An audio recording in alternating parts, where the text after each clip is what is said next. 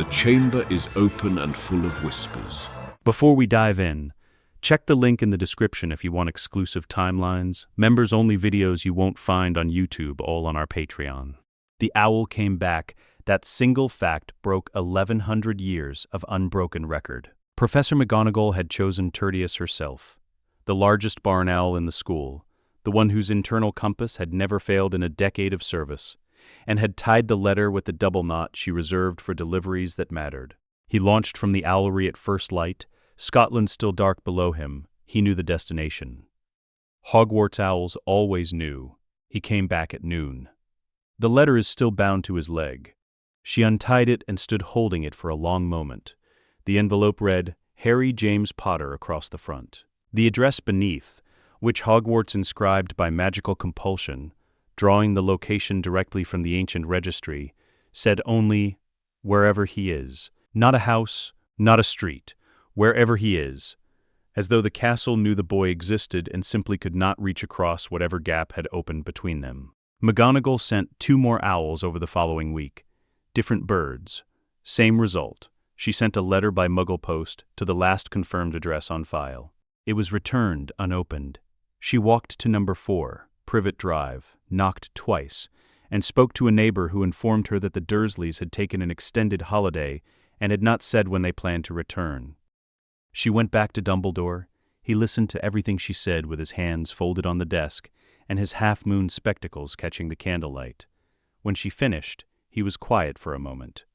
The nullite hypothesis, he said at last. I beg your pardon.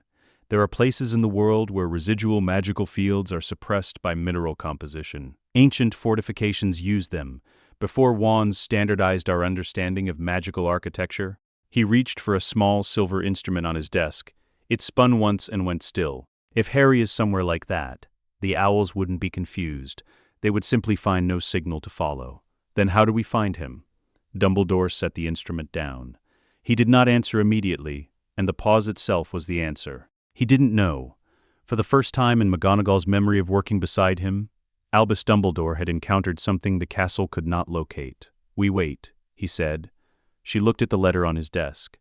Wherever he is. She did not find that adequate. But she also understood that waiting was often what Dumbledore meant when he said he had a plan, and that his plans, however uncomfortable to those inside them, had a tendency to resolve. She went back to her office and did not sleep well. Vernon Dursley slept with the deep satisfaction of a man who believes he has won. The facility was cold, buried in the stone heart of an alpine formation that a contact at Grunnings had located through Cold War communications infrastructure. Sites built to be untraceable, unreachable, and absolutely silent. Vernon had chosen it because the man described it as a place where nothing from the outside world could get in. 3 weeks of no owls, no letters, no parchment sliding under sealed doors had confirmed this. He considered it a victory of the highest order. He did not know the word nullite. He did not know that the mineral composition of this particular ridge had been suppressing residual magical fields since before the medieval fortress builders chose it for the same unnameable reason. That something in the stone ate spells the way certain soils drank water, completely and without drama. He did not know that wizarding geologists had flagged this valley centuries ago, and that hedge witches of that era had left a single notation in their regional almanac, the land that eats speaking. Vernon knew none of this. He slept. Harry didn't. His corner of the facility was a camping mattress, a fluorescent tube that flickered without pattern or reason, and 4 walls of concrete. He had read the 4 books Vernon permitted him, 2 of Dudley's discarded school readers and a water-damaged account of the Second World War. Twice each, he had organized them by thickness, reorganized them by color, and placed them against the wall where he did not have to look at them. He looked at the wall instead. This began as boredom. Pure 11-year-old boredom of the kind that sets in when there is genuinely nothing else to do. By the second week, it had become something else entirely. When he looked at the concrete long enough, with a stillness that required him to want nothing, wait for nothing, simply observe.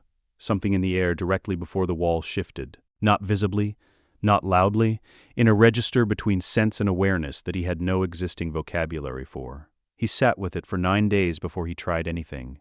In the middle of his second week in the bunker, Harry Potter held his right hand toward the wall and made a decision. Not a wish, not a hope. A clean, unqualified decision, The kind made when you choose to stand up, not the kind made when you wonder if your legs will hold. The decision was warmer. The concrete in front of his palm glowed dull orange for 4 seconds. A low internal light, the color of something remembering heat from a long time ago. It faded. He lowered his hand. He looked at the faint residue. He raised his hand again. 4 seconds. The same orange, the same fade. He did it 11 more times, and stopped. Not from exhaustion, but because he needed to think. He sat with his back against the opposite wall and catalogued what he had learned. Works better without trying. When he reached for the heat, it didn't arrive. When he decided it was already there, it came. Doesn't work when afraid. He had tested this earlier in the week on a bad night, when Dudley's mocking and the dread of wondering whether this was simply his life now had made the wall into blank, unresponsive concrete. Warmth is easier than cold. Cold required a different kind of decision. Not about temperature, but about absence, which was a harder thing to commit to cleanly. He scratched these observations into the concrete with a hex bolt he had found on his first day, the kind of find a person makes when they have learned to pocket useful objects automatically. The scratches were small and precise, organized into columns. They looked, without his knowing this, like a field researcher's first contact log. He added, one final line beneath the others. Different from wishing, different from wanting, deciding. He underlined that last word, not for emphasis, but because accuracy mattered. Over the following 2 weeks, he expanded the investigation. He discovered that the range of the effect was not fixed. It extended and contracted based on how completely he had committed to the decision, which suggested that commitment itself was the variable worth studying, not intent or willpower, as he had originally assumed. He tried applying the same principle to the fluorescent light overhead. It brightened on his 3rd attempt. He tried the temperature of the air in the room. He could cool a 2-foot radius by approximately 4 degrees, which he measured by holding his palm still and counting the seconds until the change became perceptible through his skin. He tried making the concrete itself slightly more yielding, not soft, but less absolute, and found that possible too, though it required a more complex decision, something closer to a hypothesis than a statement. This is a substance that can move. He scratched all of it into the wall, dated each entry, because dates were a form of precision. The more complete the decision, the larger the effect. He underlined this one twice. Doubt mid-working collapses it immediately. He had learned this the hard way by thinking about what he was doing in the middle of doing it. The orange glow had vanished between one blink and the next. He had reconstructed the working from scratch and not interrupted it again. By the 3rd week, he had added a further observation that troubled him in a way the earlier ones hadn't, because it pointed towards something he didn't have language for yet. The working doesn't come from me, it comes through me. He had stared at that sentence for 2 days before deciding it was accurate rather than mystical. When the concrete glowed, he wasn't generating something from inside himself. He was aligning with something already present in the material, coaxing it toward a state it was capable of occupying. The heat was latent in the concrete. He was not adding energy. He was making a declaration that shifted the concrete's relationship with the energy it already contained. This distinction felt important. He didn't know why yet. He wrote, "I am not the source. Find the source," and underlined it 3 times, which was one more underline than anything else in his log had received. Vernon announced they were going home near the end of August. He gave a speech about winning a war no one else understood was being fought, and looked at Harry with the heavy authority he applied to all things he hoped to control. "No one is coming for you," Vernon said. "Whatever nonsense they were planning, it's finished."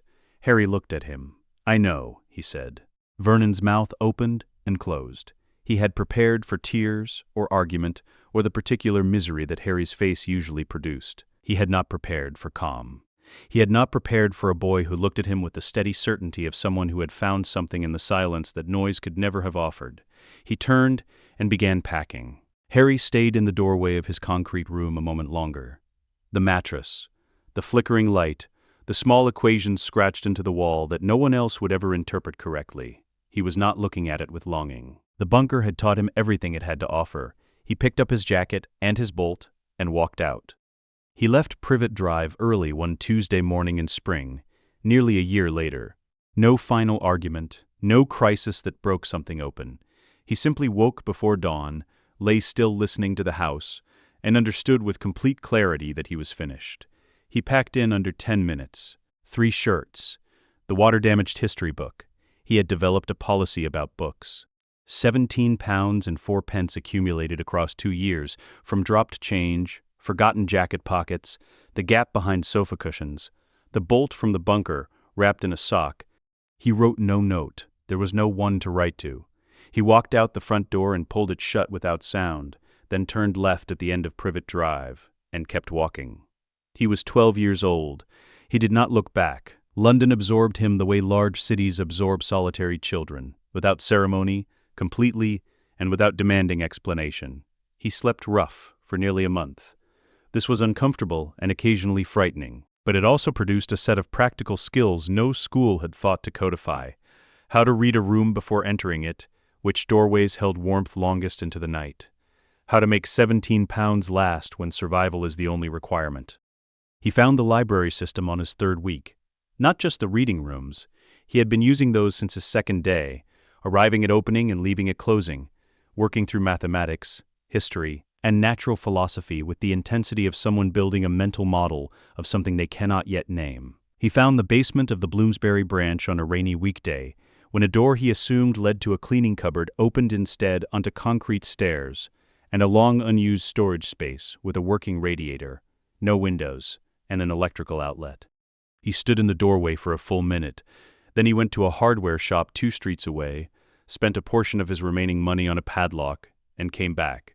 He was living in a library. He found this arrangement, on balance, acceptable. From his journal, that summer. The library system has access to 17 branches through shared catalog.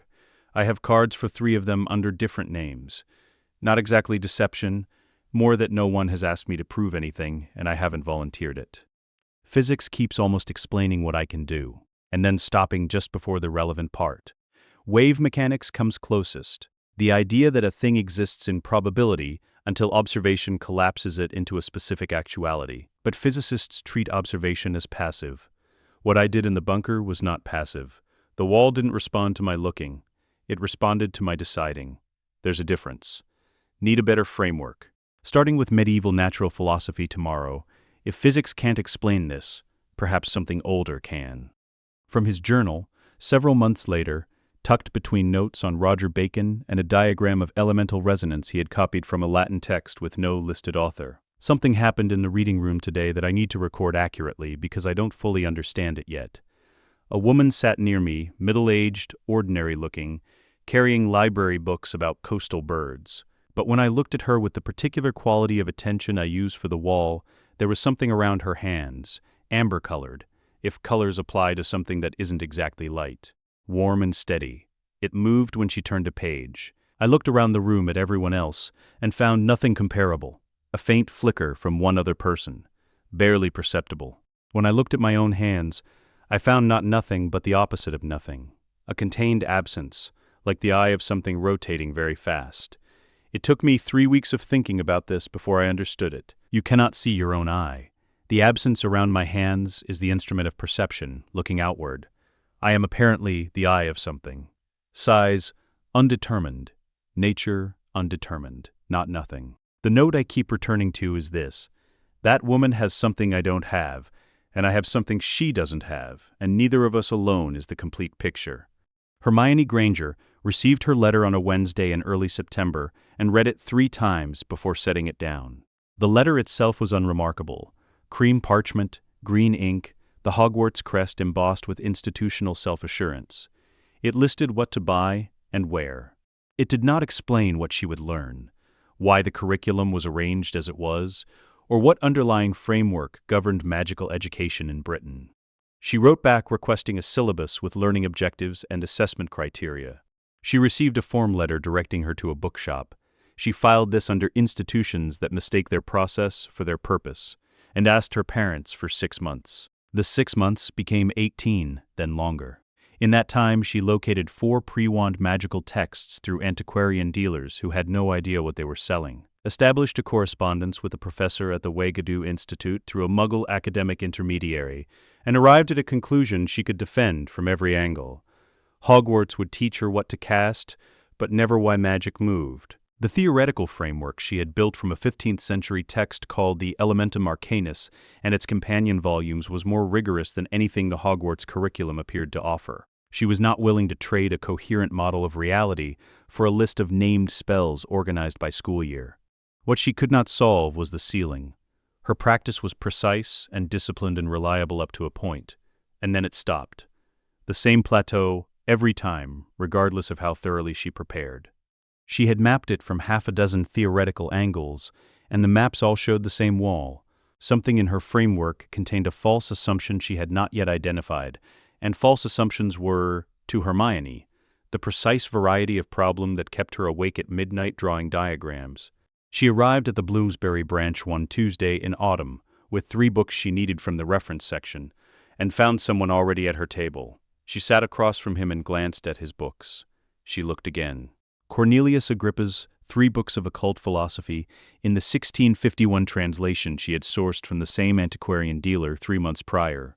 Roger Bacon's Opus Majus in the original Latin, with pencil annotations, small, dense, written in a hand accustomed to thinking faster than it wrote. A university mathematics textbook on group theory, the same edition she owned, open to the same page she had been cross-referencing the previous night. She looked up. He was already looking at her. "You're not a wand wizard," she said. He considered this. "I don't know what that is, but no." "Then, what are you?" "I don't know yet," he said with a seriousness that matched the question rather than deflecting it. "I'm working on it." She sat properly, moved her bag from the adjacent chair, and opened her notebook. "Tell me what you've established." What followed was not conversation in any ordinary sense. It was closer to 2 independently derived systems of knowledge encountering for the first time their complement. He spoke in empirical terms. Observations, test conditions, results, anomalies catalogued across 2 years of journals. He had built his framework entirely from physics texts and medieval natural philosophy, which had given him structural soundness but kept arriving at edges it couldn't cross. She spoke in theoretical terms. The pre-wand tradition as the Elementum Arcanus described it, the mathematical resonance model she had built from her Ouagadougou correspondence. Her framework was comprehensive and coherent, and kept arriving, in practice, at a wall she could describe but not pass through. Within 20 minutes, each had identified what the other was missing. "Walk me through what happens when you hit the ceiling," he said. "It's not a feeling," she said, precisely. "It's a measurable output drop. I can sustain workings up to a consistent threshold, and then output simply stops increasing regardless of additional intent." "What are you thinking about while you work?" She looked at him. The working, its structure, the energy requirements. "Energy requirements," he said. A silence. "You're budgeting," he said, not triumphantly, as a simple identification of fact. "You're thinking about what it will cost before you do it." "Of course. Conservation of—" "That's the assumption," he said. "You're applying conservation of energy to something that doesn't run on energy, the way physics uses that word. Every time I've been strongest, measurably strongest, I wasn't thinking about output at all. I was thinking about state, what was going to be true, not what it would cost to make it true." Her pen had stopped moving. "You're saying the cost isn't energetic," she said slowly. "It's clarity," he said. "How completely you've decided." "That's not a physical model." "No," he agreed. "But it's the correct one." She wrote for 90 seconds without speaking. He waited. Which she noted, most people filled silences. He seemed to understand that silence was sometimes working time. "Your dampening effect," she said, not looking up. "The instances when your output drops below baseline without apparent cause. Yes, you shift from declaration to calculation mid-working. The magic hesitates because you've introduced a conditional into what needs to be a statement. You've stopped saying this is true and started asking, is this possible?" She looked up. The 2 modes interfere with each other. He went very still. "Yes," he said. "That's exactly it. So your strength is instinctive declaration, and your weakness is that analysis interrupts it. My strength is theoretical precision, but I apply it at the wrong stage, before the working rather than in the design phase." She set her pen down. "We have the same problem from opposite directions. Your theory is the map," he said. "My instinct is the territory. Neither is the whole system," she said. "Together they are," he said. She looked at him across the table. He looked back. She had been alone with her version of this problem for 18 months, and he had been alone with his for 2 years. and they had just solved both in under an hour. They spent the next 3 hours working through implications. Hermione recalibrated her entire pre-working framework, not abandoning the theoretical structure, but relocating it. The theory no longer went before the working. It went into the design of the working, like architectural plans completed before a foundation is poured. Once the working began, the theory stepped aside. Harry, for his part, worked through the precise moment at which his analytical mode tended to interrupt his declarative one, finding it was consistently the same point, not during simple applications, but during anything that required sustained precision over more than a few seconds. The two of them mapped the interference pattern together on a shared page of Hermione's notebook, her blue ink for the theoretical framework, his black for the empirical timeline, and by the time the reference section closed for the evening, they had produced something neither could have produced alone, a unified working model of magical intention that explained both her plateau and his dampening from a single coherent set of principles. "How long have you been working on this?" she asked, gathering her books. "About 2 years," he said. "Me too," she said. She extended her hand. "Hermione Granger, Harry Potter," he said, and shook it. The collaboration started there, at a reference table in Bloomsbury, between two teenagers who had never attended school, and who had independently become, by any honest measure, more capable than most of the people teaching at the school they had declined. The practical results over the following weeks were immediate and startling. Hermione's ceiling lifted on their third day of practice under the corrected framework, steadily the plateau dissolving as the false assumption beneath it was removed. Harry's dampening effect disappeared entirely within a week, once he understood its mechanism well enough to recognize it approaching, and set it aside. Their combined output was something neither could model well. The mathematics suggested it should be additive. It was not.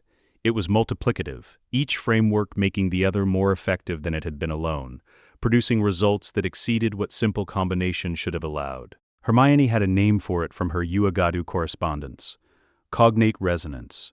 Two practitioners working in genuine alignment, their intent beginning to synchronize at the edges, creating a distributed system more capable than its parts. Her correspondent had described it as rare, had described it as, in some cases, never occurring between practitioners who hadn't trained together from childhood. She told Harry this. He listened without interrupting. "What does it mean, practically?" he asked. "It means we shouldn't waste it," she said. She met his eyes directly. "I'm not going to Hogwarts, but I can't keep reading forever. You said you wanted to reclaim what's yours?" "The Potter estate," he said. "And Avalon. I've been reading about pre-Wand Ward architecture. It will be genuinely dangerous and will need to be thorough." A pause. "I have been bored for 18 months. He almost smiled. "We should shake on it," he said, "if we're deciding." She extended her hand again. He took it. It was the most serious handshake either of them had ever made. Neither said so. She opened her notebook to a fresh page. "Right," she said. "Tell me everything you know about the Potter family records." The land registry entry was 4 lines in a file smelling of old binding glue and institutional neglect. Pottersby Manor, West Country. Plot 7741. B. Last recorded transfer of title, 1856. Current status held in perpetual trust. Trustee name redacted per government classification order. Structure believed intact. No response to correspondence. They approached on foot, 3 hours from the nearest train station, through West Country woodland in November that was gray and wet and committed to both indefinitely. Harry walked slightly ahead, tracking the ward boundary with his mage sight. A perception developed across a year of quiet practice, the ability to read magical fields the way a musician reads a room's acoustics. The wards presented as pressure, not hostile, not welcoming, simply ancient and present, carrying weight accumulated over centuries. He pressed his palm to the air that wasn't quite air and said clearly and without hesitation, "I am Harry James Potter." 7 seconds of nothing. Then the wards dropped, one by one, pressure equalizing like a sealed room opened to outside air. The second followed the first within a minute. The third, 40 seconds after that. The last took 11 minutes and demanded not a statement but a commitment, the full weight of will rather than words alone. He stood at the boundary and thought, without qualification or reservation, "This is mine, and I am claiming it." The fourth ward released. The tree line rearranged itself, or their perception of it did. The manor had been there all along, behind a notice-me-not of considerable sophistication. It emerged into visibility the way a hidden word emerges from a puzzle, suddenly completely impossible to unsee afterward. It was not ruined. Cold, still, layered with 13 years of suspended time, the preservation charms had maintained it in arrest, not decay. Clean stone, intact windows, a garden grown wild but not dead. Harry stood at the gate and looked at it. "Ready?" Hermione said. "Yes," he said, and went in. The kitchen table held a teacup still upright, a ring of dried tea at the bottom, 13 years old. Beside it, a spoon. A folded newspaper open to a crossword. 4 clues filled in, the rest blank. Harry looked at this for a long time without touching it. Hermione stood in the doorway and said nothing, because there was nothing useful to say, and she had already learned that he processed things by looking at them directly, until they became something he could carry. He moved through the house methodically. The sitting room, a book face down on the floor to hold a page, a wool blanket folded over the chair arm. The study, papers on the desk, a quill in its holder, ink stoppered. The nursery, pale yellow walls, a suspended mobile, and 3 wooden blocks on the floor spelling HAR. He picked up the H block. He held it. He set it back down precisely where it had been. He did not explain what he felt. Hermione did not ask. Avalon took 6 weeks to locate and 7 seconds to recognize. The Somerset levels were drained farmland now, but magical topography, as Harry had established through weeks of extended mage site surveys, did not adjust for Muggle drainage projects. Finding it required their first significant joint working. Harry extending his soul geometry to locate a single ancient cord running from his bloodline downward into the earth. Hermione building a detection matrix around him using her mathematical resonance models, amplifying the signal into something navigable. Together, the thread became a direction. The direction became a location. The location became when Harry phase-shifted them both through several feet of earth. That wasn't quite earth, an island. 3 acres of dry land in a phase-shifted layer below the water table, stone buildings whose architectural style had no living name, and inside the largest of them, on shelves carved directly from bedrock, 36 crystals, each one faintly luminous from within, slow pulsing the color of something actively thinking. Hermione touched the nearest one. Knowledge arrived not as information, but as comprehension, already structured, already integrated, as though she had always known it and only needed reminding. 3,000 years of magical theory encoded in a medium that bypassed reading entirely. She drew a sharp breath. She recognized it immediately as the involuntary response to encountering something vastly larger than expected. Harry touched the crystal beside hers, his eyes closed for a moment. "Both of us," he said. "Yes," she said, "which means something about what I am." She was already writing. "These crystals require a core that predates the wand tradition. I shouldn't be able to use them by the Hogwarts model of magical inheritance." "The Hogwarts model is incomplete," Harry said. "Extensively," she agreed, and moved to the next crystal. They spent 3 days in the archive before they spoke at length about what they had learned. Not because the crystals required processing time. The comprehension was instantaneous, already integrated by the time their hands left the stone. But because what they had received was so structurally different from anything either of them had encountered before, that they needed time to locate it properly within their existing frameworks.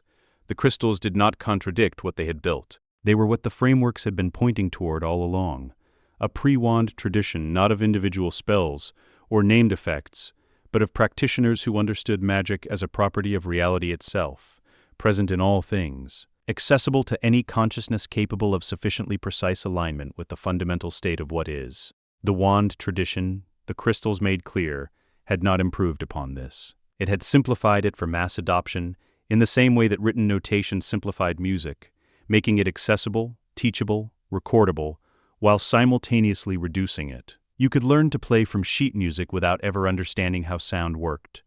Most people who used wands had no more understanding of magic than a person following a recipe had of chemistry. Hermione closed her notebook after the 3rd day and looked at Harry.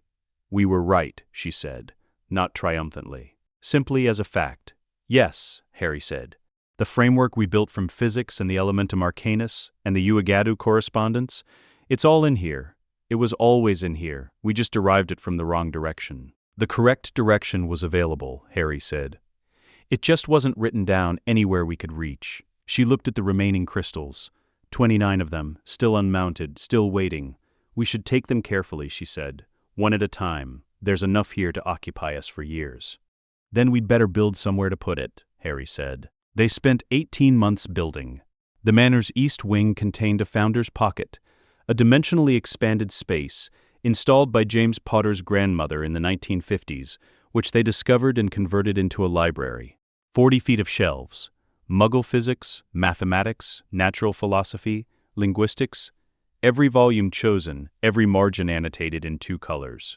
Hermione's blue ink, Harry's black, appearing at the precise pages where physical theory and magical reality diverged, often accompanied by a single word, wrong. Partial, this, but sideways. The Avalon crystals came across in careful stages. Hermione built a complete index system, a card catalog organized by subject, cross-referenced by date and tradition. She revised it twice. The training hall floor accumulated 3 permanent scorch marks, each dated and noted in Harry's journal with the working that produced it. The mirror on the east wall, Harry's idea for observing their own form, Hermione had considered unnecessary until the 3rd day of using it, after which the reservation was never mentioned again. Above the library door, carved in the true language over the course of a single afternoon, was a phrase that translated approximately as, "Here, knowledge is used for building, not for ruling. Enter only those willing to build." Hermione had written the phrase. Harry had carved it. Neither discussed whose idea it was, because it had been both of theirs simultaneously, which was becoming a pattern.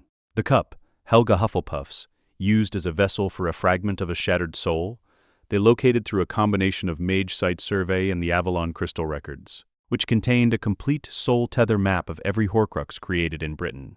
Its destruction cost them 3 weeks, a journey they did not discuss publicly, and 1 permanently altered storage room, at a location they did not share. By the time they left for Hogwarts, that particular thread was already dark. They came on foot. This was not about efficiency. It was about arrival. Harry had decided, without articulating it, that you did not apparate to a place you intended to be taken seriously. You came through the front, in the open, and let the place see you coming. Hermione had reached the same conclusion independently and said nothing when he suggested walking. The road from Hogsmeade rose through a valley gold with late afternoon light. Hogwarts resolved tower by tower from the distance until the whole of it was present, and Harry was not looking at it with awe. He was reading it. His mage sight, fully extended, registered the castle as the most complex layered magical working he had ever encountered. Thousands of enchantments, deposited across centuries like geological strata, some so ancient their original intent had become illegible, the whole accumulation having produced something that no longer read as deliberate design at all. Magic and stone, after 1,000 years, had become indistinguishable from each other.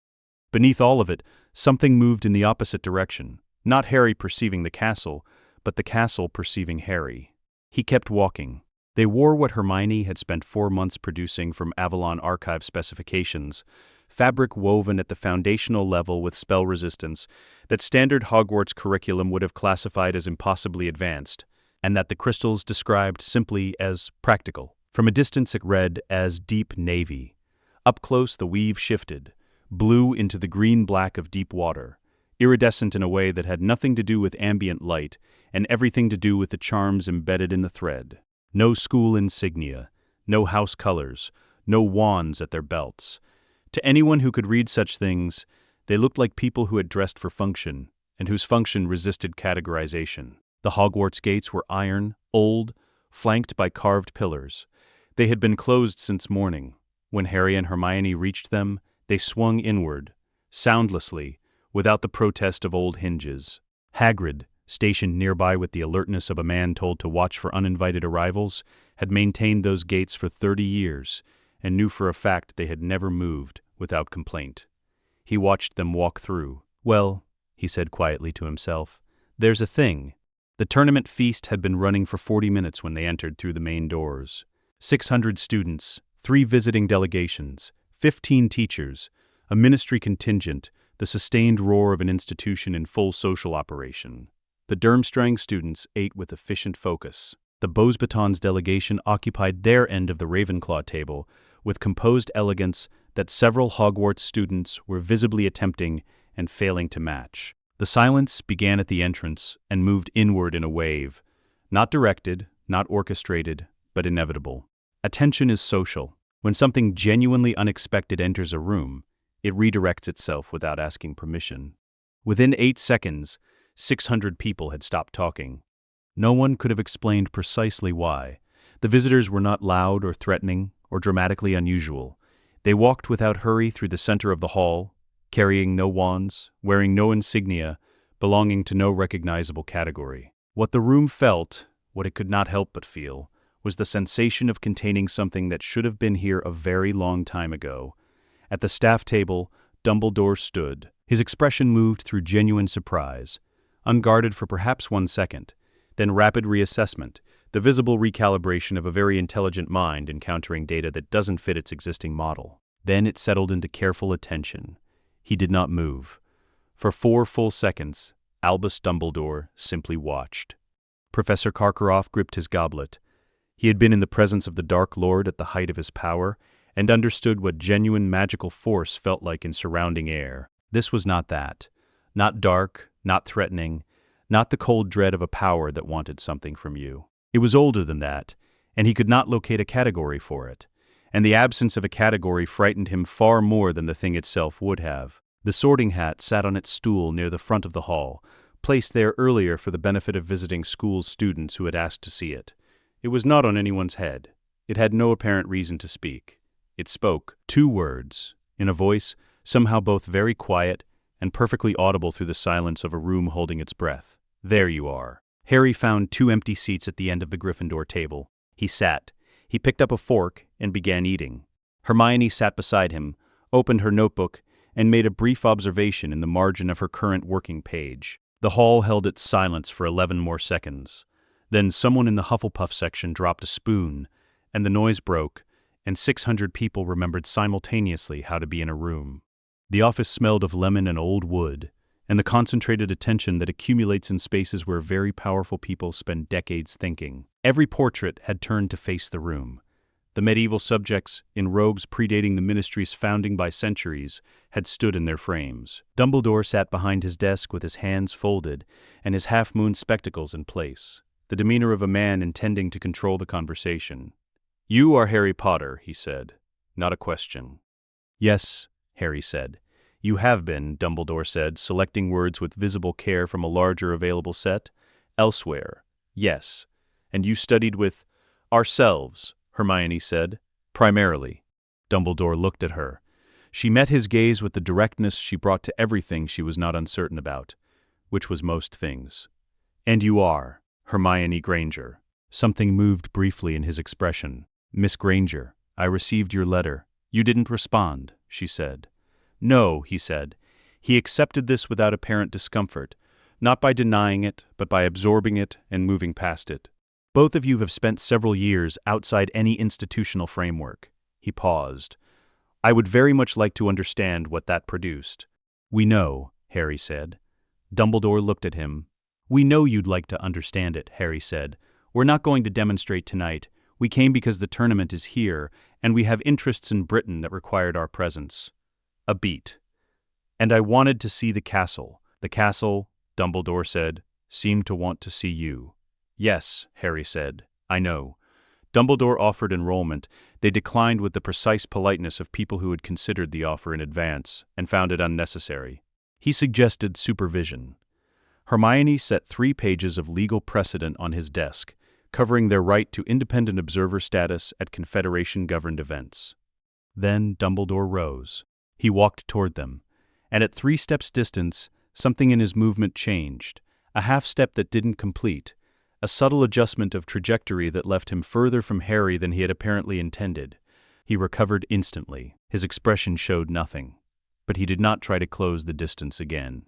"Good night, Professor," Harry said. They left.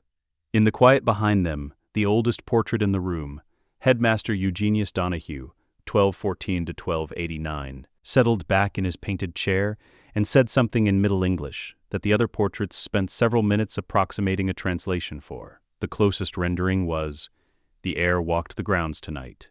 The castle is satisfied. Dumbledore looked at the portrait for a long time. Then he sat at his desk and did not reach for any of his instruments. He simply sat with the reality that the boy he had been planning around for 13 years had arrived already complete, already beyond the shape the plan had drawn for him. He would need a new plan. He was not yet sure what it was. That uncertainty, more than anything else in the evening, was what kept him at his desk long after the candles had burned low. Outside, Harry and Hermione walked through corridors where every portrait they passed turned to watch them go. "He felt the shield," Hermione said quietly. "When he came toward you?" "Yes," Harry said. "He didn't understand what it was." "No, but he filed it." Harry looked ahead. "He'll think about it until he does." "Good," Hermione said. "Let him think." The Goblet of Fire had been burning for a full day. Students had filed past it throughout, submitting names with varying degrees of confidence. Harry and Hermione had walked past it twice. Neither had submitted a name. Hermione had spent the previous evening reading the International Confederation of Wizards Charter of 1294 in its original Old French, cross-referencing against supplementary administrative commentary from the mid-15th century. She had flagged 7 articles. 2 of them she read 3 times and then underlined and then sat with in silence, which Harry had learned was her response to encountering something with implications she was still mapping. She had not told him what she found. He had not asked. She would tell him when the shape of it was complete. The selection ceremony filled the great hall to capacity. The goblet's blue-white flames shifted to red. The first slip emerged. Victor Crumb for Durmstrang, controlled approval from the Durmstrang contingent. The second, Fleur Delacour for Beauxbatons. The French delegation applauded with practiced elegance. The third, Cedric Diggory for Hogwarts. The hall erupted with the roar of an institution cheering for itself. The flames did not subside. They should have. Every historical account of the tournament described the goblet going dark after the third champion, the selection complete, the ancient contract satisfied. Instead, the flames shifted again, moving from red toward something without a standard name in the chromatic vocabulary of wand-based magic, a deep, document gold, the color of very old ink on old parchment. The fourth slip was larger than the others. It emerged slowly, as though the goblet was generating it rather than releasing what had been submitted. Dumbledore caught it. His hands were steady, his knuckles were white. He read it again. "Harry James Potter," he said. The hall's noise was immediate and total. Dumbledore held the slip up. Harry, watching from the Gryffindor table with his mage sight extended across the room, could see that more text appeared on it than a standard submission contained. 2 additional words beneath the name, written in the same document gold ink the goblet had produced. Dumbledore read them. Something moved in his eyes that Harry filed for later. Bartemius Crouch stepped forward. Mr. Potter must come forward as champion. Harry did not stand. He sat at the end of the Gryffindor table and waited for the noise to exhaust itself. When the hall was quiet enough for speech, he stood from where he was and spoke clearly without raising his voice. "I didn't submit my name to the goblet," he said. "I'm not going to compete." Crouch's composure tightened visibly. "The Goblet of Fire creates a binding magical contract. The selected champion has no—" "The Goblet of Fire," Harry said, "predates the Ministry of Magic by approximately 6 centuries. The binding force of its contract derives from the International Confederation of Wizards Charter of 1294, not from ministry authority." He paused. "I'd like to know what the goblet added beneath my name." The 2 words. Silence. Dumbledore looked at the slip, then at Harry. "Sovereign heir," he said. The ministry lawyer at Crouch's table immediately wrote something down. Madame Maxime. At the Beauxbatons table went very still.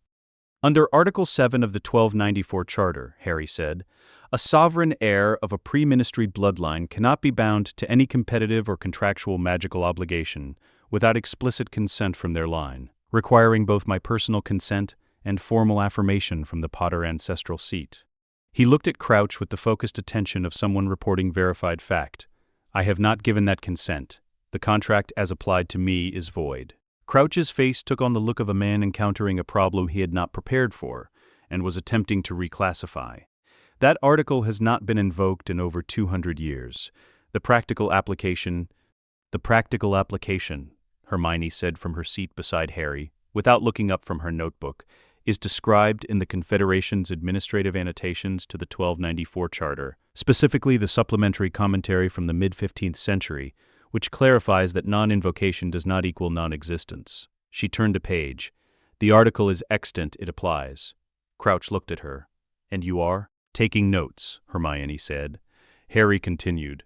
Article 12 of the same charter describes the role of sovereign judge, available to a sovereign heir attached to a competitive magical proceeding who does not consent to compete within it. The sovereign judge holds observer and evaluative standing equal to the appointed judge's panel. He paused.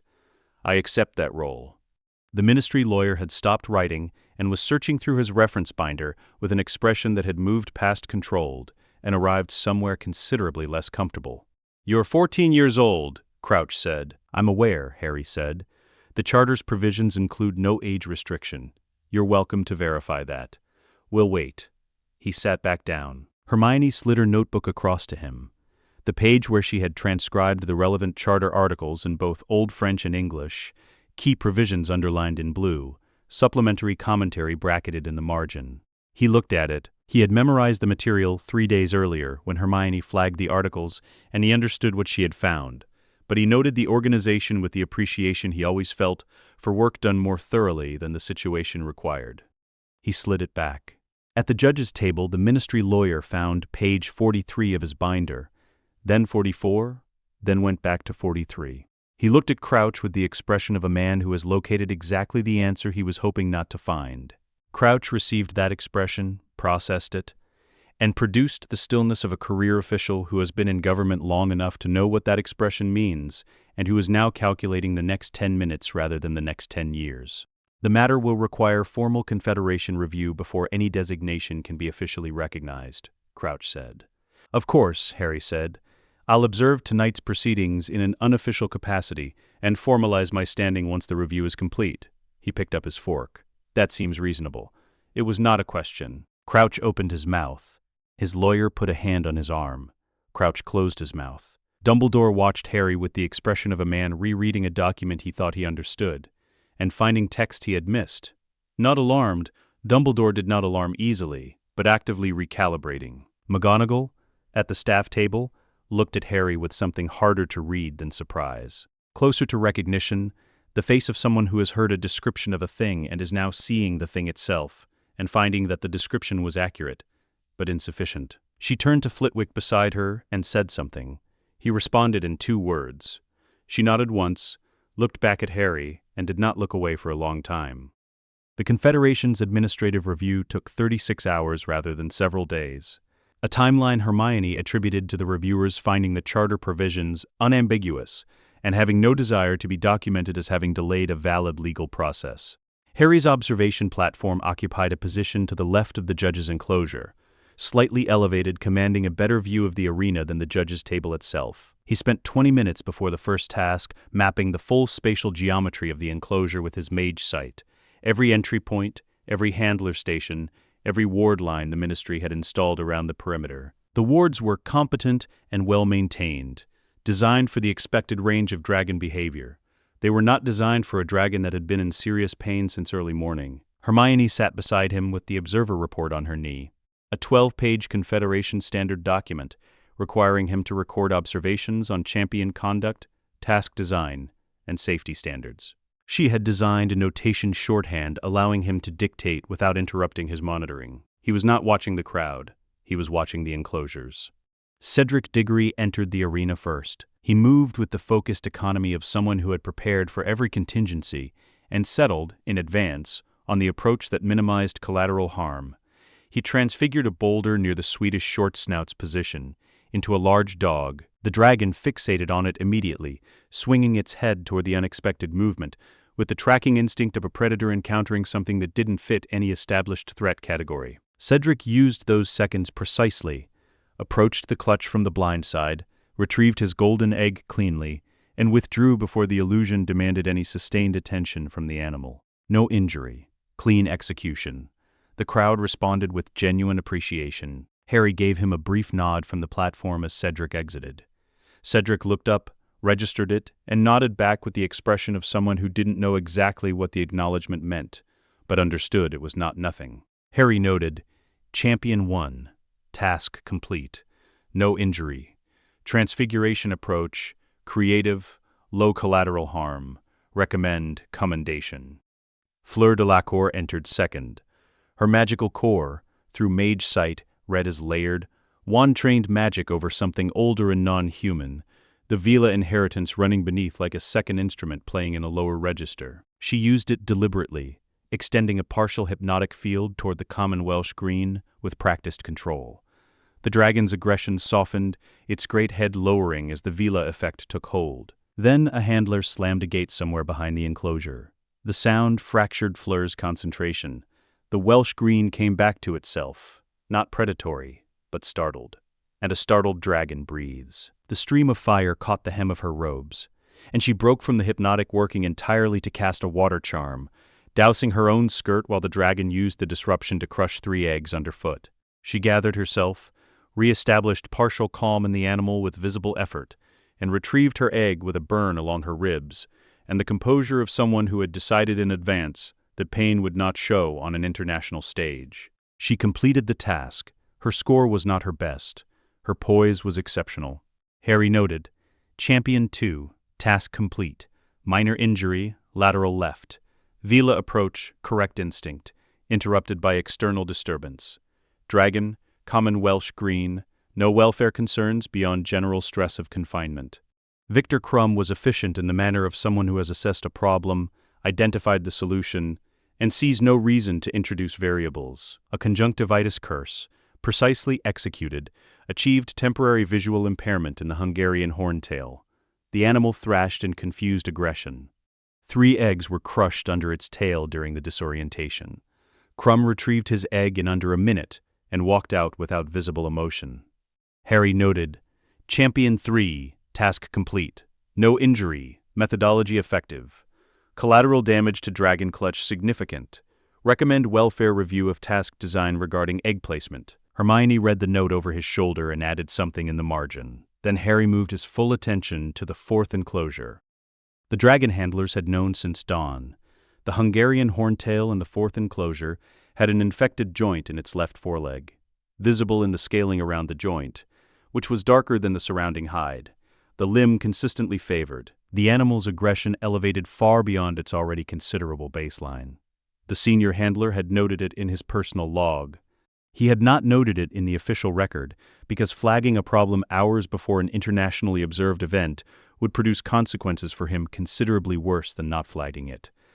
He told himself the task would be over in an hour. He had underestimated what 6 hours of escalating pain, an unfamiliar enclosure, and sustained crowd smell did to an animal that had already exhausted every other option for communicating distress. The chain was rated to 4 times the tensile load ever required for a Hungarian horntail in controlled conditions. That rating assumed a dragon in a baseline behavioral state. The horntail hit the chain at full momentum with the committed force of a 1,200-kilogram creature that had decided the restraint was the source of its pain and that removing the restraint was the only remaining option. The chain held for slightly over a second. The anchor, embedded in the arena floor, sheared at the base. The dragon was free. Handlers evacuated immediately, correctly, following protocol. The ministry officials activated the perimeter wards. The wards held the arena boundary exactly as designed. They were not designed for a dragon already at the perimeter wall, which was where the horntail arrived 11 seconds later, its injured foreleg ignored by adrenaline, moving at a speed no one had prepared for. With a grandstand of 1,000 people directly ahead of it, and nothing between them, Harry stood. He moved to the platform rail with no urgency and no hesitation, the movement of someone who had identified precisely what the situation required, and was now doing exactly that. At his full height at the railing, he was approximately level with the horntail's eyes if the animal lifted its head, which it had not done yet, which meant he had a window. He looked at the dragon, not at the threat, at the animal. His mage sight read the horntail completely, the infected joint dark and hot against surrounding tissue, the elevated distress, the pattern of its attention, not predatory, panicked, an animal lashing outward because inward was where the pain lived, and outward was the only direction remaining. It was not a monster. It was a creature that had been in pain since morning, and had run out of every other way to communicate that. Everything else in the arena was either fleeing or radiating fear. Harry was doing neither. He was simply looking at it, with the focused, empty quality of attention he had first discovered at age 11 in a concrete room. The attention that wanted nothing, expected nothing, and simply observed. The Horntail's massive head swung toward him. Its amber gold eyes found him on the platform and fixed there, not because he was the nearest target, but because he was the only thing in the environment that was not afraid of it. Harry spoke one word. It was in the true language, the oldest magical register documented in the Avalon crystals. Not a system of named spells, but a grammar of what is. The sound carried without volume, felt in the chest rather than registered by the ear. The crowd experienced it as a resonance, a single sustained tone in a frequency below ordinary hearing, lasting approximately 1 second. The word was not a command. The true language did not command. It made statements about what was real. What Harry stated was, "You are safe, and the pain is finished." Not healed. He lacked the precision to address a specific joint infection in a specific animal with a single word. But the true language reached the layer beneath the physical, where the distress state lived, where pain had been translated into aggression and panic. That layer it could reach. The Horntail stopped. Between one moment and the next, all forward momentum ceased. The dragon stood at the perimeter wall. The muscles across its neck and shoulders, rigid with the tension of an animal preparing to act, released. The eyes that had been blown wide with adrenaline cleared. It lowered its head, all the way down. Chin to the arena floor, the full voluntary submission of an animal that has been understood rather than commanded. Its eyes, at ground level, were calm. The arena was completely silent. The Horntail turned, walked unhurried back to the center of the enclosure. Lay down. The severed chains ward magic re-engaged, recognizing a situation where restraint protocols could be reapplied. One person began to applaud. The applause spread slowly and carefully, not with the roar of a crowd responding to performance, but with the careful sound of 6,000 people responding to something they did not yet have words for. At the judges' table, Madame Maxime held her water glass and did not drink from it. When Harry glanced toward the enclosure, her eyes were wet. She appeared not to know this. Harry returned to his chair. Hermione held the observer report out to him without looking up from her own notes. He wrote, "Fourth enclosure, containment failure, anchor shear due to distress aggression and compromised animal. True language deployed, 3rd time this calendar year. No injury to crowd or champions. Note to file, Horntail's infected left foreleg joint present from early morning. Not recorded in official handler log. Recommend independent veterinary inspection of all 4 dragons before second task." Hermione read the entry over his shoulder. "You're documenting the dragon husbandry failure," she said. "Someone has to," he said. She looked at the Horntail lying with its head on the ground and its eyes half closed, breathing steadily. "The handler's log will show the discrepancy," she said. "Yes," Harry said. "We should formally request it. Draft the request tonight." She was already writing. The note appeared under their door on a Wednesday evening. Not delivered by owl, not sent through Dumbledore. It appeared directly, a gesture that communicated before a word was read that whatever was being requested was being kept deliberately separate from the headmaster. Plain parchment. No crest, no salutation. 4 words in a compressed, controlled hand that used the minimum ink necessary to convey the maximum information. "Dungeons. Tonight. Midnight. S. Snape," Hermione said. Yes. He could have gone through Dumbledore. He didn't, Harry said. She looked at the note a moment longer. He's been thinking about this since the Great Hall. 7 weeks to decide were worth the risk of asking. Whatever he wants, he's calculated that the current arrangement isn't working. Harry looked at the 4 words. Dungeons. Tonight. Midnight. The note of a man who spent weeks deciding whether to write it and then, having decided, wrote the shortest possible version. "We go," he said. The potions classroom at midnight was cold with the cold of stone that has never been warm, not winter cold or poor heating cold, but the cold of depth, of 1,000 years below the reach of sunlight. Working lamps burned on the desk, arranged in the posture that said, "I was here before you arrived." Snape stood behind his desk. He looked at Harry and managed, with practiced stillness, the collision between what he was seeing, his father's face on a body that was not his father's body, and whatever else was there that James Potter had never possessed. He managed it the way a man manages something he has been managing alone for 13 years, and is now managing in front of witnesses for the first time. "You're not enrolled here," Snape said. No, Harry said. Then you're a guest. Guests don't move through this castle at midnight without sanction. You invited us, Harry said. Snape's expression did not shift. I invited you to a conversation. He moved on. Your father had considerable natural ability and the attention span of a golden retriever. He treated magic as performance. Everything he did was for an audience. A pause. You are not doing that. No, Harry said. What are you doing? Building, Harry said, without an audience. Show me, Snape said. Harry looked at him with the same quality of attention he had used on the Horntail. Not challenging, not performing, simply present. Show me what you carry, he said quietly. First. The classroom went still. Then Snape rolled his left sleeve to the elbow and set his forearm on the desk. The dark mark. Harry's mage sight resolved it immediately. Not surface magic, not an enchantment applied on top of skin.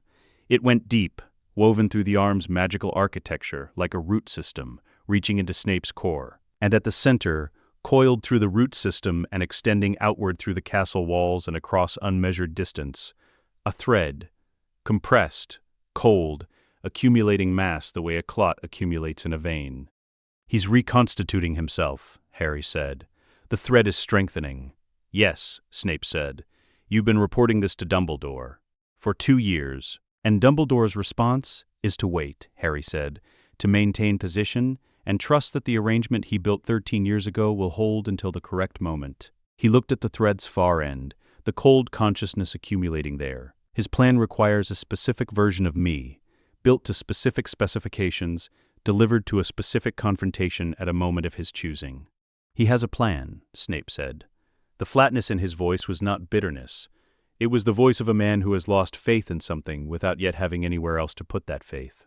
The dark mark isn't only a tracking device, Harry said. It's a fragment of his attention, permanently anchored in you. When he returns fully, that anchor becomes a liability you can't control. He paused. I think I can sever it, not the ink, the soul thread beneath it. Leave the mark, remove the connection. But I want your expertise on the physical component.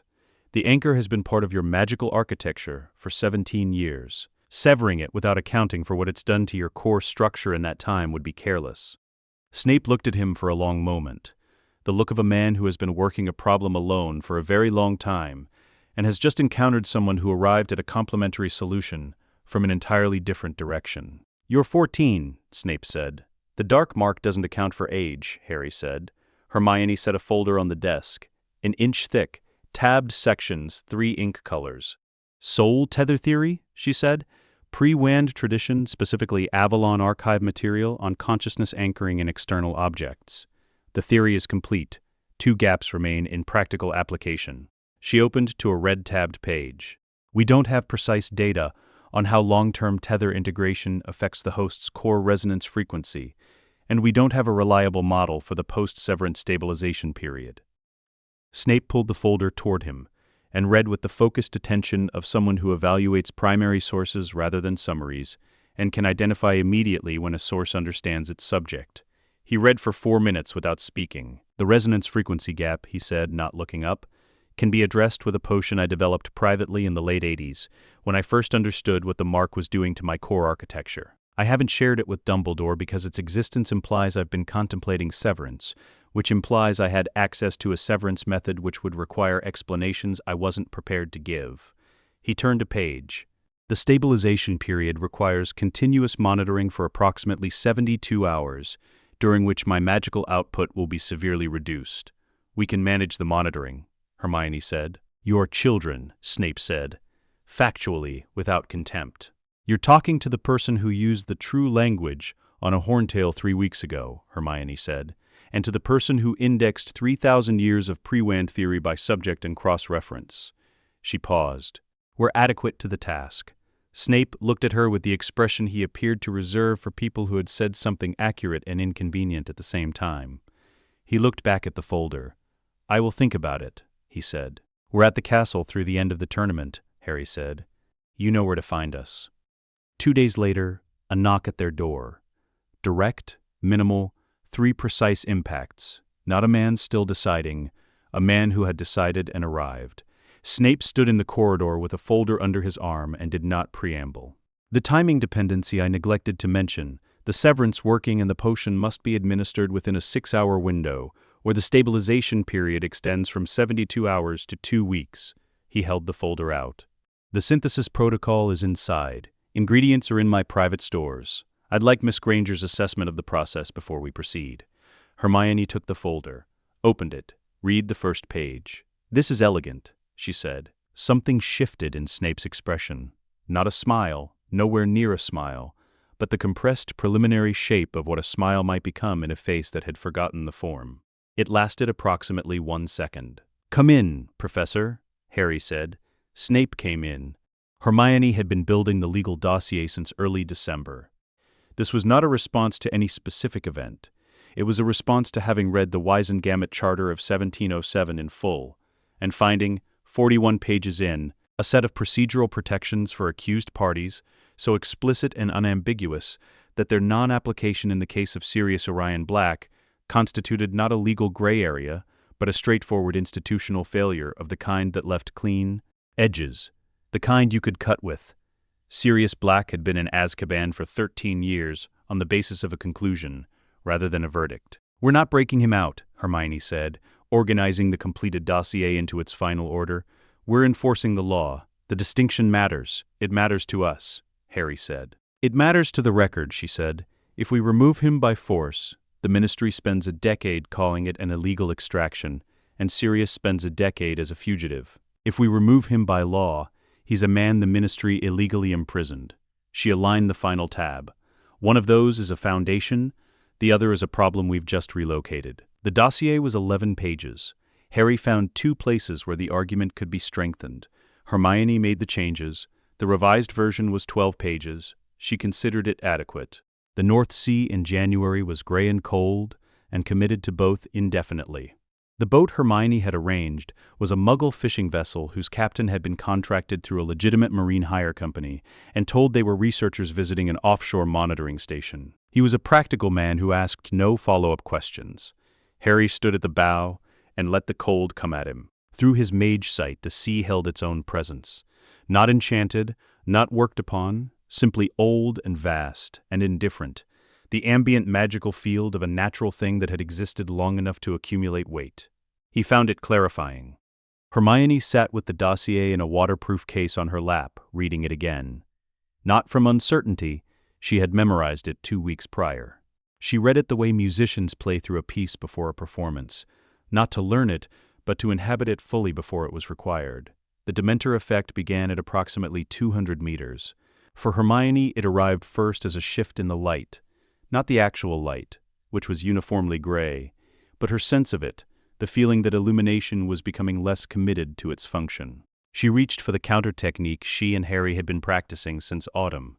Intentional warmth generation applied not to external air, but to the internal magical field, a baseline of clarity that the Dementor effect found no purchase in. It was effortful. It held. Harry felt the Dementor presence as a signal through his mage sight. The field ahead reading as inverted, negative, structured around consumption rather than emission. The effect passed over him without entering, because Dementors fed on the weight of worst moments were playing without permission, and his worst moments were available to him without being in charge of him. They were data. Dementors had no mechanism for feeding on clarity. He extended the sovereign shield outward to include Hermione. Her effort halved. She noted it without comment and continued reading. Azkaban emerged from the gray water the way nightmares surface from gray sleep, gradually and then completely, with the presence of something that had always been there and had simply allowed itself to become visible. The stone was dark with centuries of salt.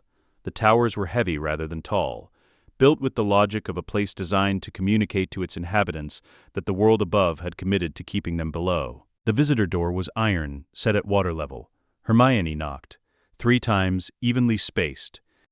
The administrator who opened it, a small gray-haired man named Abercrombie, 19 years in his position, looked at them with the expression of someone whose professional survival depended on maintaining existing conditions, and who was now looking at a thing that intended to change them. "We're here under Wisengamot Charter provisions," Hermione said pleasantly, "specifically the procedural enforcement clause of Section 9, granting Ancient House standing to compel formal review of any detention record, unable to produce a conviction document." She held out the dossier. Our formal request. 12 pages. The relevant charter citations are in the blue section. What followed was 45 minutes of institutional machinery encountering something it had not prepared for.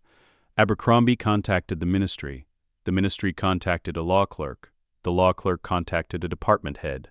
The department head spent 11 minutes reading documents and contacted his supervisor for the first time in 3 years, which communicated, through the mere fact of that action, that something was beyond his authority to manage alone. When the department head's voice finally came through the communication mirror, carefully describing procedural irregularities in the original detention that rendered continued incarceration subject to formal review, Hermione had already extracted a release form from the back of the dossier. She had drafted it 6 weeks ago. Abercrombie looked at the form. He looked at the mirror. He looked at Hermione. He signed it. The cell block was deep. The Dementor concentration thickened with each level. Harry held the Sovereign shield extended to its full range, clearing a corridor of approximately 3 meters in every direction, a pocket of clarity moving through cold dark. The cell was third from the end of the lowest block. Sirius Black lay on the cot facing the wall. He did not move when the door opened. Harry crouched at the edge of the cot and looked first, with mage sight, because he needed to know what he was working with. Sirius Black had been, by every record he had found, one of the strongest magical talents of his generation. The core was there. It had contracted, coiled inward, the banked fire state of something deprived of air for a very long time, that had reduced its burn to the absolute minimum required to stay lit. But it was lit. Sirius, Harry said. Nothing. I'm Harry, he said, James and Lily's son. The figure on the cot went very still. A different stillness than before, not non-response. Processing. The stillness of someone who has heard something that requires a moment before movement becomes possible. Sirius turned over. Slowly, the motion of a body that had forgotten it was allowed to choose where it faced. His eyes were gray and held something very old, and they moved across Harry's face the way a person reads text in a half-remembered language, finding the familiar beneath the unfamiliar, losing it, finding it again. James, he said. The word came out fractured at the edges. No, Harry said. I have his face, his hair, my mother's eyes, though, green, not hazel. He held the gaze steadily. We're taking you home. Sirius looked at him for a long time. Something moved in those gray eyes. Not one thing, too many things at once. The internal weather of a person encountering the concept of home after 13 years of its complete absence. He sat up. It took effort. Harry did not help, not because he wouldn't, but because he understood instinctively that the first act of agency after 13 years had to belong to Sirius alone. In the yard, the guard opened the outer door. Sirius walked through it, Harry on his left, Hermione on his right, both present and both silent. He stopped. He tipped his face upward. The sky was gray, the wind off the North Sea cold and salt-sharp, carrying the clarity of air that had not passed through stone walls to reach him. He breathed it in. Harry stood beside him and said nothing. Hermione stood on the other side and said nothing. The boat waited at the dock. The world waited beyond the boat. Sirius breathed. Then Hermione said gently, "The boat is this way, Mr. Black." He lowered his face. He looked at this girl he had never met, who had walked into Azkaban with 12 pages of charter law, and walked out with him. And something in his expression did what faces do when they encounter a kindness they had stopped believing was still available. He nodded. They went to the boat. Behind them, Abercrombie filed the release form and contacted the ministry again to begin the formal process that Hermione had already outlined in the back section of the dossier, including the timeline, the evidentiary requirements, and the specific Wizengamot articles under which the original detention would ultimately be declared void. She had drafted the outline in November. She had left space at the top for the date. She filled it in on the boat, while Sirius sat at the bow and watched the gray water and the gray sky, and did not look away from either.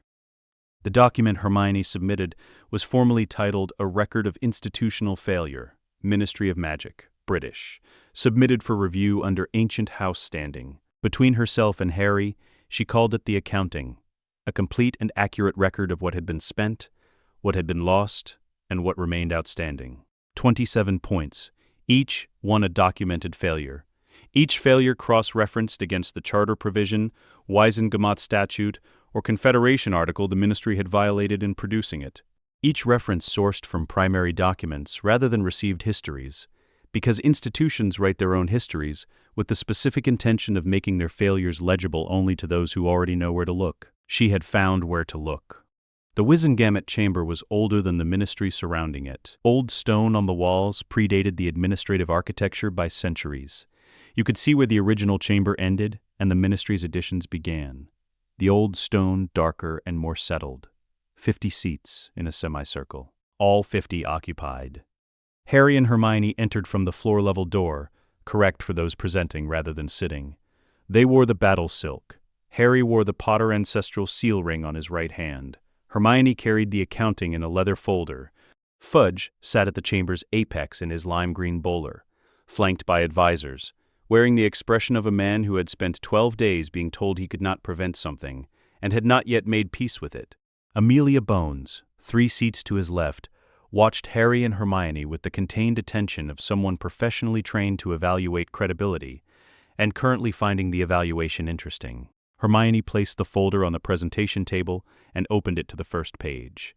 "Members of the Wizengamot," she said. "We are here under Ancient House, standing to present a formal record of institutional failure. 27 points, each documented from primary sources, each cross-referenced against specific legal provisions." She looked up. "After each point, I will ask a question with a correct answer derivable from the evidence. We are not here to humiliate anyone. We are here to establish a record." Fudge leaned forward. "Miss Granger," she said. Hermione Granger, presenting as formal associate under Potter's sovereign heir standing, with Confederation recognition as an independent practitioner of record. "Thank you." She looked back at the document. Point 1. Point 1 was Sirius Black, a British citizen placed in Azkaban without a Wizengamot hearing, without evidence presentation, without a recorded verdict. The primary sources were the Azkaban admission register and the Wizengamot's own conviction records, which contained no entry for Sirius Orion Black. "Under which article of the Wizengamot Charter does the Minister of Magic hold authority to imprison a British citizen without a formal hearing?" Hermione asked. 7 seconds passed. The correct answer is that no such article exists. Section 9, Clause 4. No citizen may be imprisoned for more than 48 hours without a formal hearing before no fewer than 5 Wizengamot members. She turned the page. Sirius Black was imprisoned for 13 years. Point 2. By point 8, Fudge's composure had the look of a structure still standing because it hadn't been given permission to fall. By point 14, 2 Wizengamot members had independently requested copies of the accounting. Hermione had brought 50. She had expected this. By point 202, covering the Ministry's systematic suppression of intelligence about Voldemort's survival. Intelligence filtered through Dumbledore and declined by the Ministry because acting on it would require acknowledging that the threat of 13 years prior had never fully ended. The chamber was completely silent between each point and each question. Amelia Bones had stopped writing notes. She was listening with the contained attention of someone forming an irreversible decision. Point 27 was the Triwizard Tournament. The unauthorized submission of Harry's name, the Ministry's failure to investigate the submission's origin, and Crouch's authority invoked to override charter protections during a Confederation-governed proceeding. Hermione presented it without flourish and asked her final question. Under which Confederation provision does a Ministry official hold authority to override a sovereign heir's charter protections during a Confederation proceeding? The chamber was very quiet. "There is no such provision," she said, which means the Ministry's conduct constituted a direct violation of the Confederation Treaty of 1692, under which Britain's Ministry of Magic derives its operating authority. She closed the accounting. "That concludes our presentation." She stepped back. Harry stepped forward. "We're not asking for resignations," he said, addressing Fudge directly. "We're not asking the Wizengamot to dissolve anything tonight.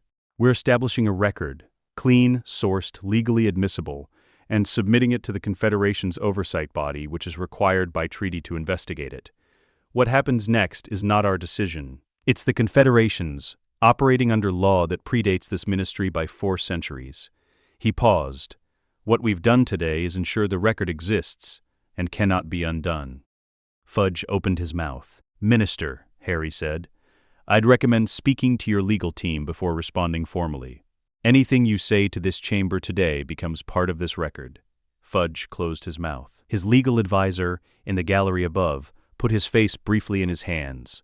Amelia Bones stood. "I move that the Wizengamot formally receive the submitted record and transmit it to the Confederation Oversight Body within 48 hours, as required under Treaty Article 11, she said in the clear, practiced voice of someone who had been waiting for the correct procedural moment. "Seconded," said Augusta Longbottom from the Ancient Houses section, without hesitation. 41 in favor, 7 opposed, 2 abstentions. The motion passed. The sound in the chamber afterward was not applause and not argument, but something between the two. A collective exhale, 50 people simultaneously processing that something had shifted in the room, and that the shift was irreversible. The record was in evidence. The Confederation had been formally notified. Whatever the Ministry did next, it would do it on a public record that now included the last 50 years of what it had done before. That was the mechanism Hermione had chosen, and it was the correct one. Not confrontation, but accountability. Not accusation, but documentation. You could argue with an accusation. You could not argue with a sourced record and evidence before a treaty body. They walked out of the Ministry building in the mid-afternoon gray of a February day, through the telephone box entrance onto a Muggle street where no one looked at them. "Fudge will spend the next 6 months attempting to manage the narrative," Hermione said. "He won't succeed," Harry said. "No, you can't manage a clean record. You can only wait for it to finish." She tucked the folder under her arm. "Sirius should hear about this today." "Tell him in person," Harry said. "He should hear it from someone who was in the room." She looked at him. "You're right," she said. They walked toward the underground station. Behind them, 50 Wizengamot members were beginning to understand that the institution they served had just been formally called to account by 2 15-year-olds, with a leather folder and 12 pages of sourced evidence, and that nothing procedurally available to them undid that. The record existed. It would finish on its own. Harry felt the portkey the moment Cedric's hand closed around the cup. Not the activation, the wrongness beneath it. A legitimate portkey carried a clean signature. Intentional displacement, destination locked, nothing more. This one had something else woven into its base layer, a secondary encoding so thoroughly integrated into the primary charm that a standard detection sweep would read only the surface. Harry's mage sight, running at full depth across the arena since the third task began, read both layers simultaneously. 4 seconds. He crossed the arena floor in 2 of them and closed his hand around Cedric's wrist as the portkey fired. Little Hangleton, a graveyard, dark with the dark of a place that has never been lit, rather than one from which light has been removed. Yew trees, stone markers going back centuries, a large marble tomb at the far end. Wormtail raised his wand. Harry stepped between them. The stunning spell dispersed against the Sovereign shield at 3 meters. The spell's structural coherence simply ceasing, as though it had encountered a surface existing at a different physical register. Wormtail's expression cycled through confusion and then fear. Harry placed a full perimeter ward around Cedric, anchored to the Potter ring, keyed to Cedric's specific magical signature, sufficient against anything short of sustained lethal intent, which Wormtail did not have. He had panic. "Stay inside it," Harry told Cedric. "Don't move." Then he stepped back and let Wormtail do what he had come to do. He watched the ritual because he needed to see it. Wormtail worked quickly, his hands trembling with the tremor of someone whose fear of failure exceeded his fear of the act itself. Bone from the grave, flesh from his own arm. He made a sound when he cut it that Harry filed without sentiment. Blood drawn from Cedric through a fine needle extraction that slipped through the ward's perimeter because it was too precisely targeted for the perimeter to intercept. Harry noted the vulnerability and filed it for later. The cauldron blazed, the liquid churned, the body emerged from it, and what poured itself into those reconstructed bones was Tom Riddle's fractured soul, assembled from its scattered pieces by ritual and desperation and long years of patient accumulation. Harry watched with his mage sight at full extension and mapped what he saw with the same methodical attention he had brought to every primary source in 3 years of independent study, without urgency, without horror, with precision. The soul's architecture was fully legible. It had been, once, a single coherent thing, a human soul of considerable force, belonging to a boy born in the 1920s who had been brilliant and terrified, and who had made a decision somewhere in his adolescence at Hogwarts, that death was an enemy to be defeated rather than a condition to be accepted. That decision had cost him everything the soul originally contained, paid out in increments across 50 years, in exchange for the illusion of permanence. What remained were the fragments. The diary, destroyed 2 years prior by a basilisk fang, that thread was already dark. The cup, which Harry and Hermione had located and destroyed during their period of preparation, that thread was dark as well. 5 remaining. A locket, a ring, a diadem, the snake circling the graveyard perimeter, and Harry found it with the quiet precision of a thing already suspected, himself. The scar on his forehead. He had suspected since winter. The mage sight reading of his own scar had always produced an anomaly he couldn't fully resolve, a resonance beneath his own that was not his. He had not been certain until this moment, looking at the complete thread map of Voldemort's soul architecture and seeing one thread that ran without ambiguity directly to him. He held this information for 3 seconds. Then he set it aside. Voldemort straightened in his new body. He turned. Red eyes, a face that had spent 50 years moving away from human, and arrived somewhere that retained only the memory of it. He looked at Harry with the focused attention of a person encountering very old, unfinished business. "Harry Potter," he said. "The boy who lived." "Tom Riddle," Harry said. The name landed in the graveyard air as an accurate thing. Something moved involuntarily in Voldemort's expression, not a flinch. Something beneath flinching. The response of a soul that had spent 50 years renaming itself and countering its original name said, without drama, without intent to wound, simply as fact. The red eyes held a flicker of something that had not been there a moment before, and disappeared almost as soon as it arrived. Recognition. "Give me your wand," Voldemort said. "I don't have one," Harry said. Silence. Voldemort looked at Harry's hands. His expression moved through disbelief and arrived at recalculation. The first spell was enormous. 50 years of accumulated dark mastery, the full force of a reconstituted body, directed without restraint. Harry let the Sovereign Shield take the first 3. They dispersed without residue, without evidence of effort. The fourth he stepped around. A phase shift. 2 seconds of non-exclusive spatial occupation, the spell passing through the space his body technically occupied and finding nothing sufficient to detonate against. The fifth he redirected by shifting air pressure sharply in front of him, altering the trajectory by just enough. 11 degrees. Enough. While Voldemort attacked, Harry worked. He found Nagini, circling the perimeter, recently made a Horcrux through the murder that had enabled Voldemort's return. The thread between her and the central fragment still new, not yet woven into the deep architecture of her living magical structure the way an older anchor would have been. He severed it cleanly. Nagini screamed, not the sound a snake makes, but the sound of a living creature whose magical structure has been fundamentally altered. She convulsed, went still. The newly created fragment in her, freed from both its object and its connection to the central soul simultaneously, had nothing to cohere around. It dissolved. Voldemort felt it, the first genuine surprise perhaps he had experienced in years, the surprise of a man whose most fundamental certainty has just been removed without warning. He attacked, harder. Harry found the locket, the ring, the diadem. He could not destroy the physical objects from here. They were elsewhere requiring physical address. But the Avalon Archive had described a method. Quarantine. Wrap each thread at its origin point in a soul geometry working, severing the connection between anchor and central fragment without destroying the object itself. Leave each fragment trapped in its container, isolated, no longer connected to the whole. He quarantined all 3 in 40 seconds, between Voldemort's 6th and 9th attempts. Voldemort felt each severance. The expression on that reconstructed face changed with each one. Not pain exactly, more the look of a man watching his exits close. Something calculating and cold in those red eyes was giving way to something rawer. The Dark Lord was not accustomed to fighting something he could not locate. Harry gave him nothing to locate, no wand to track, no spell to trace, no familiar register of magical combat to orient against.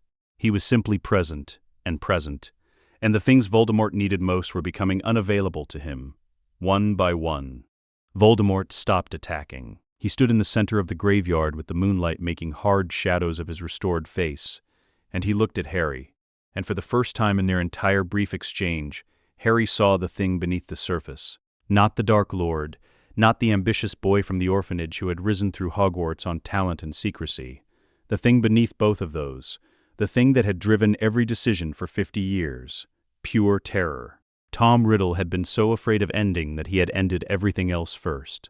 He had dismantled himself piece by piece in the process of building a fortress against death.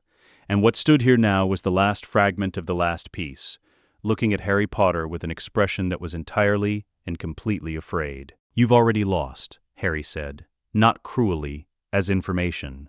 Voldemort did not respond to this. He raised his wand and cast 3 spells in rapid succession.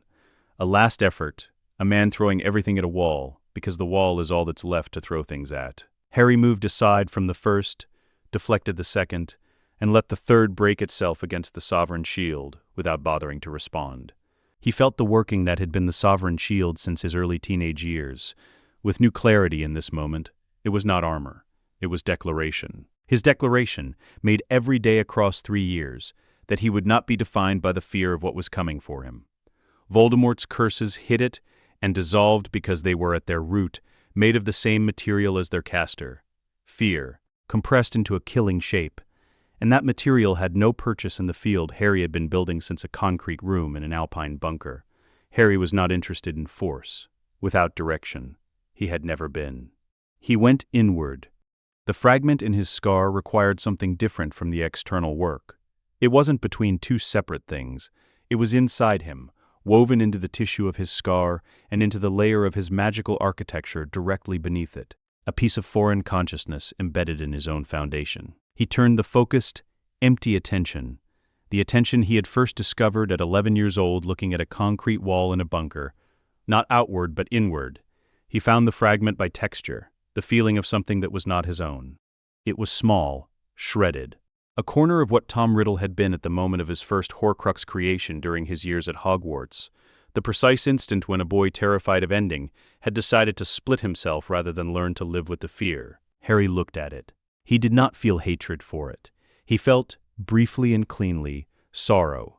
The sorrow of recognizing a choice made from fear rather than understanding, and following that choice forward 50 years to where it had arrived, a graveyard, a failing body, a fractured soul with every anchor severed, attacking a 15-year-old with everything it had left, which was not much.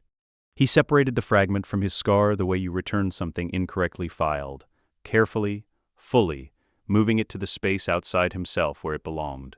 It floated free. Voldemort, running now on a single diminished fragment of a soul whose every other piece had been quarantined or dissolved, without anchors, without the architecture of his constructed immortality, stopped. He stood in the graveyard and understood what had happened. And beneath the power, beneath the entire constructed identity of the Dark Lord, something smaller and older became briefly visible. The terrified boy who had started all of this because he could not accept that he would end. He was ending anyway. "What are you?" Voldemort asked. The grandiosity was gone. What remained was a question from whatever was left of Tom Riddle, asked with the directness of someone who had run out of performance. Harry spoke the second true word. It moved through the graveyard as the first had moved through the arena. Felt in the chest, below ordinary hearing, a resonance in a register no instrument produced. No translation in any living language was precise, but the closest rendering was, "You are finished, and you are returning." Not a curse, not a command, a statement of what was real. All remaining fragments of Tom Riddle's soul responded simultaneously, the quarantined pieces in their objects, the dissolved fragment where Nagini had been, the extracted fragment floating free of Harry's scar, the diminished central fragment in the conjured body. Each one collapsed inward, not toward each other. The separations were too complete for recombination. Each folded into itself, the way a coal becomes ash when the last of its heat has been spent. The body fell. Simply, without theater, it ceased to maintain itself and descended. And where it met the ground, it had already become something that was not a body. The graveyard was quiet. Harry stood in it for a moment. The true language had taken something, not energy in the physical sense, but a depth of clarity, a layer of focused intent, consumed in the production of the word. He would need time to reconstitute it. He noted this and filed it alongside everything else. Then he walked to where Cedric was still inside the ward, still conscious. The fine needle extraction had been minor. The portkey disorientation had faded. "Are you all right?" Harry asked. "I don't know," Cedric said honestly. "Fair," Harry said. He held out the portkey. "Touch this.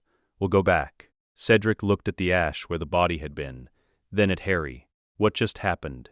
"It's finished," Harry said. "Touch the cup." Cedric touched the cup. The portkey fired. They went back. 3 months later, Harry and Hermione sat on the stone steps outside the Avalon Archive building, as the last of the evening light moved across the Somerset water. Hermione had her notebook open to a working page, covered in the hybrid notation she had developed across 3 years. Part magical script, part mathematical shorthand, the research language that had emerged from their combined frameworks. Harry was watching the water. Between them, on the step, was a letter they had drafted together that afternoon, addressed to the International Confederation of Wizards. It proposed the negotiated dissolution of the Statute of Secrecy. Not immediately, not without structure, but deliberately and with a careful articulation of why the current arrangement served no one, not the magical community it was meant to protect, not the Muggle world it excluded, not the fragile equilibrium that had held since 1692 and was now, by any honest assessment, fracturing under its own weight. It was the longest thing Hermione had written. It was the most significant thing Harry had signed his name to. "The Confederation will push back," she said. "Yes," Harry said. "Fudge's ministry will push back harder." "Yes." "It will take years," she said. "Yes," Harry said. "Most things worth doing do." She looked at the letter between them on the cold stone. 12 pages. Everything Hermione produced was 12 pages. A fact Harry had stopped remarking on because it was simply accurate. "We'll need more people," she said. "Not followers. Colleagues. People who'll push back at us when we're wrong, and who understand what we're building and why." "Snape," Harry said. "Bones. The Yugadoo correspondent. Sirius, when he's ready." "It won't be enough at first," she said. "No," Harry said. "But it's enough to start." She looked at the archive building behind them. The same stone they had found as 13-year-olds at the end of a thread neither had known they were following. The crystals in the narrow windows pulsed with slow light. The shelves inside held the accumulated knowledge of 3,000 years, waiting to be used for something other than the purposes for which it had previously been buried. "Do you ever think," she asked, "about what would have happened if Tertius had made it through?" Harry considered this genuinely. "Yes," he said. "And?" He looked at the letter, then at the water, then at her. "I'd have been directed," he said, "towards someone else's idea of who I needed to become. Instead of this," she said. "Instead of building it ourselves," he said. She was quiet for a moment. Then, "Voldemort spent 50 years building toward a single night. We've spent 3 years building toward a century."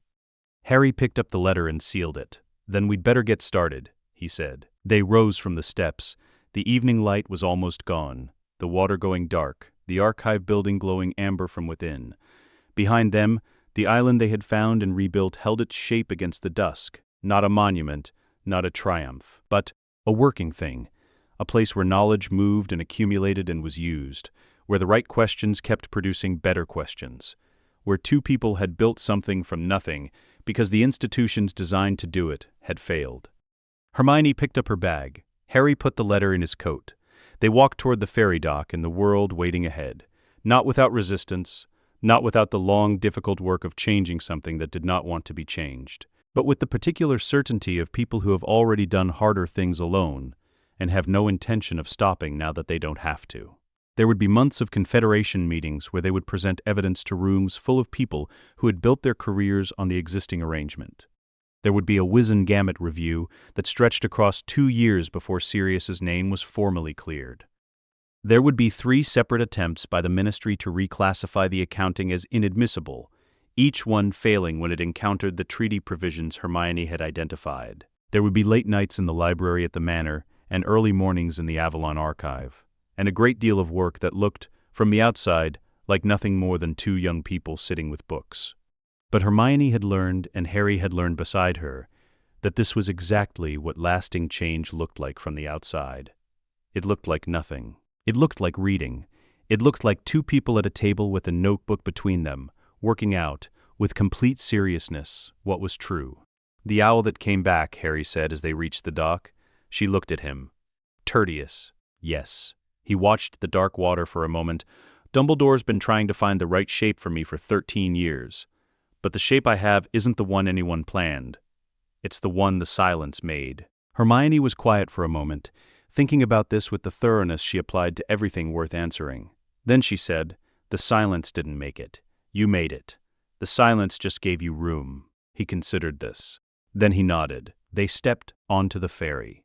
The island grew smaller behind them, the archive's amber windows, the sound of the Somerset water, the stone where two 13-year-olds had once stood looking at crystals that contained everything they had been groping toward in the dark. It was still there. It would be there when they came back, which they would because the work was not finished, and would not be finished for a very long time. And they were, both of them, people who finished things. The water kept its dark. The archive kept its light. The letter was sealed. Let us know what you'd like to see next. The end.